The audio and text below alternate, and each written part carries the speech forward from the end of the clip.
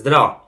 Svi smo ponosni na naše sportiste i oni su jedna od svetlih tačaka našeg društva i naroda, a današnja tema će da bude o prvim srpskim olimpijcima.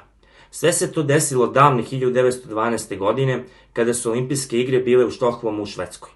Kraljevina Srbija kao relativno nova samostalna država nije bila član olimpijskog komiteta, pa je tako od Pjera de Coubertina, oca olimpijskih igara, dobila specijalnu pozivnicu da se takmiči. Dobili smo pozivnice da se jedan naš takmičar takmiči na 100 metara, a drugi u maratonu. Prvi pobednik je bio Dušan Milošević, 18-godišnji fudbaler BSK iz Beograda, koji je bio pakleno brz i mnogo se isticao u odnosu na druge fudbalere i atletičare tog vremena. Dušan je rođen u Stragarima, sela u Šumadiji, u području planine Rudnik, blizu Kragujevca. Inače, jedna zanimljivost je da iz tog sela, inače i Tanas Korajić, prvi Karađorđev barjaktar, koji je učestvovao u prvom i drugom srpskom ustanku. Trka je održana na Košutnjaku i Dušan je istrčao trku za ravno 12 sekundi. Pobednik na maratonu je bio Dragutin Tomašević iz sela Bistrica kod Petrovca na Mlavi. On je imao 22 godine i bio u narodu poznat kao čovjek koji je bio brži od voza, jer je jednom prilikom trkao se sa Ćirom, tadašnjim vozom.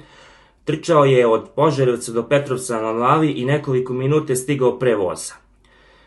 A ta deonica je negde oko 40 km koja je ekvivalenta maratonu. Sem toga bio je odličan gimnastičar i on je dominantno pobedio na maratonu na domaćem takmičenju. Olimpijci su ispraćeni cvećem iz Beograda i pucanjem iz prangija. Do glavnog grada Švedske su putovali preko 60 sati vozom sa presedanjima. Na olimpijskim igrama su obojica očekivali medalje, međutim desilo se nešto tada što je pokazalo da su olimpijske igre tog vremena bile manje regularne nego današnji neki seoski turnir u malom fudbalu. Prvo su krenule kvalifikacije na 100 metara. Dušan je stigao kao treći, oborivši sopstveni rekord, istrčavši 100 metara za 11 sekundi i 6 stotinki. Međutim, kada je prošao kroz cilj, onesvestio se i pao. Ispostavio se da je trčao sa visokom temperaturom i da je trovan arsenom. U bolnici bio 10 dana u teškom stanju i tada ga je ćerka Pjera de Coubertina posećivala i nosila mu cveće.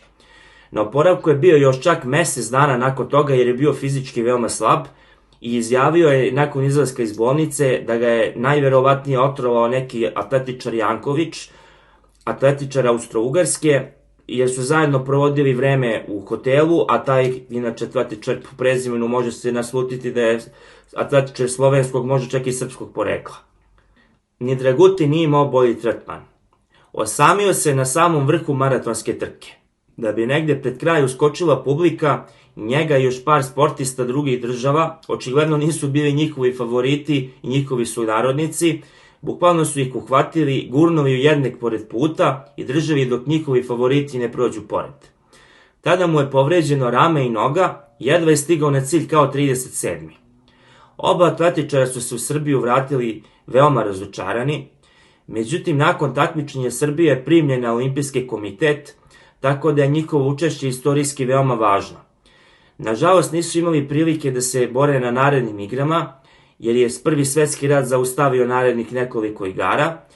Dušan je preživao rat i umro 1967. godine u Beogradu, dok je Dragutin nakon teškog ranjavanja u borbi za Požarevac preminuo i sahranjen je sa medaljom koju mu je lično dao Coubertin za učešće na olimpijskim igrama. U njegovu čast se u njegovom rodnom selu Bistrica svake godine održava trka na 10 km. Zanimljivosti na ovim igrama je da je Coubertin lično smislio sport petoboj, koji je posle transformisan u desetoboj, u kojem se danas dalje takmiče ljudi u atletici. U petoboju je učestvovao poznati američki general Patton, koji se u Drugom svetskom ratu veoma proslavio i bitan je za svetsku istoriju.